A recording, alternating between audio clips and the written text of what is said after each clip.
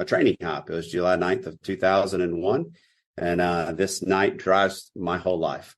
Everything I do is because of this night. And went out to do a training hop, 2 CH-46 Echoes. We were going to do some practice shipboard landings on what was called the LHA deck. The LHA deck, of course, is a big ship, right? LHDs are what we fly on now, but the LHA deck was on the side of the New River. We actually had a landing pad that was the size of the deck of a ship. And that's where we would do our practice shipboard landings.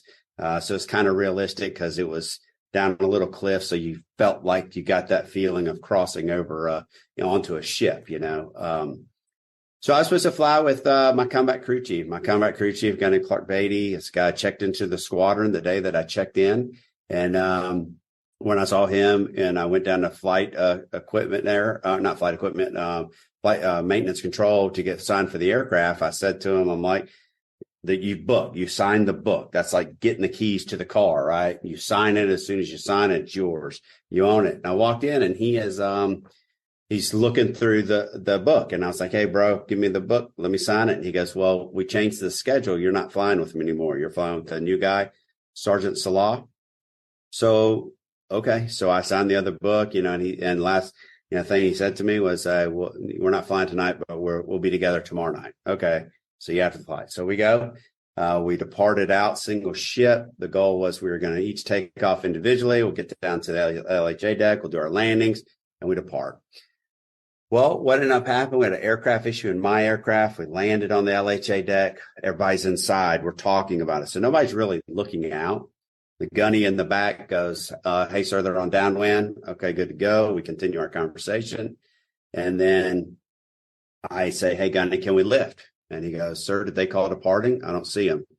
The new guy, Sergeant Salah, the guy that got rotated in the last second to fly with me, goes, he had just gotten there from Okinawa, Japan. He said, sir, there are rocks in this water. I see something in the water. And he goes, sir, come up now. They're in the water. So we come up, swing the nose around, and there it was. They had flown into the water. They had crashed.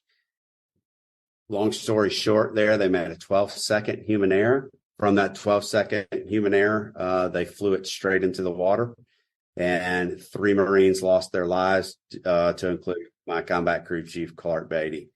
So what was, we went from that to being an on-scene commander, trying to recover our peers. So the 2 pilots survived, the 3 crew chiefs in the back died, and it was brutal.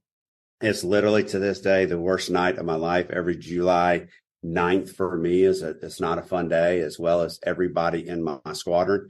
Starts at the beginning of the day and goes all day. The messaging back and forth and the posts. I've never seen and this is no disrespect to all those other veterans, because I have a lot of friends who didn't make it, but I've never seen a Marine that moved so many people as Clark Beatty. It is literally, that day is like a memorial day to Clark Beatty. So the hard part was this for me. I came out, we were out, sitting out on the LHA deck. We're watching them raise the aircraft out of the water. Found out that the whole thing was about a 12-second human error. They turned on a red cockpit dome light. And so they made their goggles go away. Doesn't mean you can't fly the aircraft. It's a perfectly good aircraft, but everybody focused on turning the light out. Well, the reality of it is, should have never happened. Found out that a year and a half prior in another squadron, the same thing that caused the mishap that night. And this squadron from a year and a half prior kept it a secret. They did it to share it. It was a 6 cents fix. It took less than 2 minutes to take that little bolt, turn it from a single toggle switch into a dual toggle switch. So that red cockpit dome light would have never been able to be turned on. And therefore, they wouldn't have had the issue with their night vision goggles and coming around and landing.